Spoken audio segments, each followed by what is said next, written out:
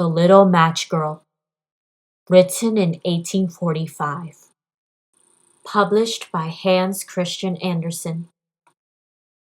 It was terribly cold and nearly dark on the last evening of the old year, and the snow was falling fast. In the cold and the darkness, a poor little girl, with bare head and naked feet, roamed through the streets. It is true she had on a pair of slippers when she left home, but they were not of much use. They were very large, so large, indeed, that they had belonged to her mother. And the poor little creature had lost them in running across the street to avoid two carriages that were rolling along at a terrible rate. One of the slippers she could not find, and a boy seized upon the other and ran away with it, saying that he could use it as a cradle when he had children of his own.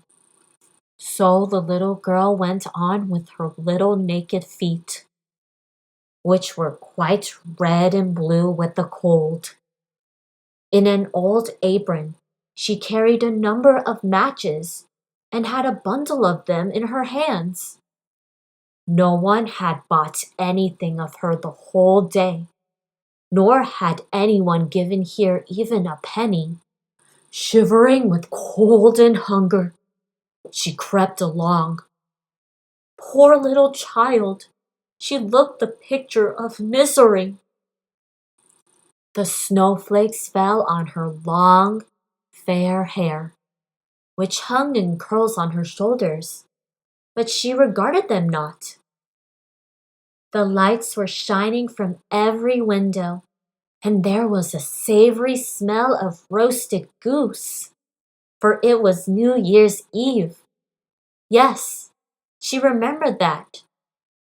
In a corner between two houses, one of which projected beyond the other, she sank down and huddled herself together.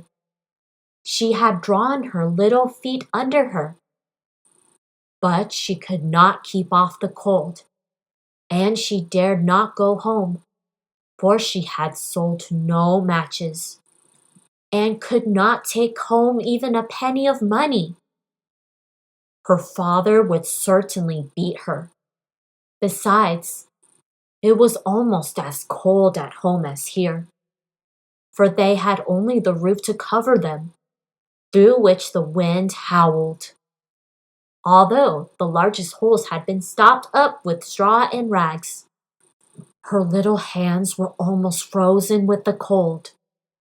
Ah, perhaps a burning match might be some good, if she could draw it from the bundle and strike it against the wall, just to warm her fingers. She drew one out. Scratch! How it sputtered as it burned. It gave a warm, bright light, like a little candle, as she held her hand over it. It was really a wonderful light. It seemed to the little girl that she was sitting by a large iron stove, with polished brass feet and a brass ornament. How the fire burned, and seemed so beautifully warm that the child stretched out her feet as if to warm them, when lo! The flame of the match went out. The stove vanished, and she had only the remains of the half-burnt match in her hand. She rubbed another match on the wall. It burst into a flame, and where its light fell upon the wall, it became as transparent as a veil, and she could see into the room. The table was covered with a snowy white tablecloth, on which stood a splendid dinner service, and a steaming roast goose, stuffed with apples and dried plums. And what was still more wonderful, the goose jumped down from the dish and waddled across the floor, with the knife and fork in its breast, to the little girl. Then the match went out, and there remained nothing but the thick, damp, cold wall before her. She lighted another match, and then she found herself sitting under a beautiful Christmas tree. It was larger and more beautifully decorated than the one which she had seen through the glass door at the rich merchant's.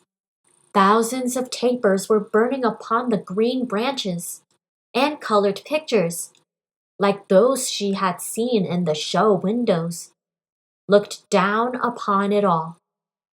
The little one stretched out her hand towards them, and the match went out.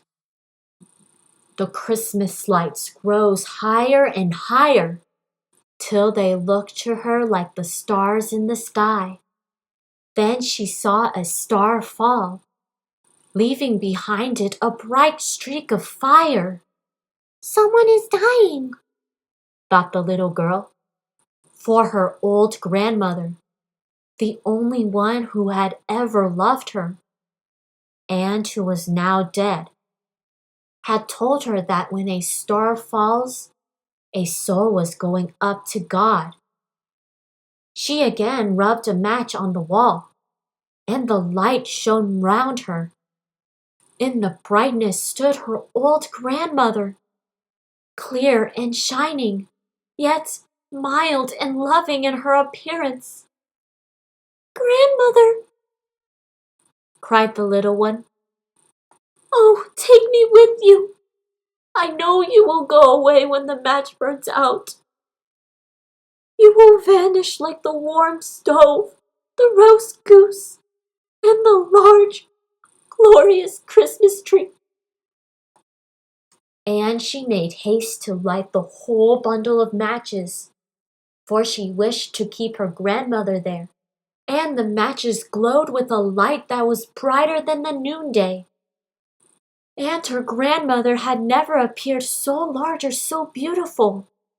She took the little girl in her arms, and they both flew upwards in brightness and joy far above the earth, where there was neither cold nor hunger nor pain, for they were with God.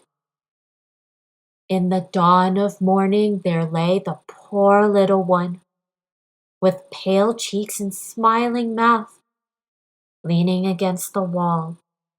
She had been frozen to death on the last evening of the year, and the New Year's sun rose and shone upon a little corpse. The child still sat in the stiffness of death, holding the matches in her hand, one bundle of which was burnt. "She tried to warm herself," said some. No one imagined what beautiful things she had seen, nor into what glory she had entered with her grandmother on New Year's Day.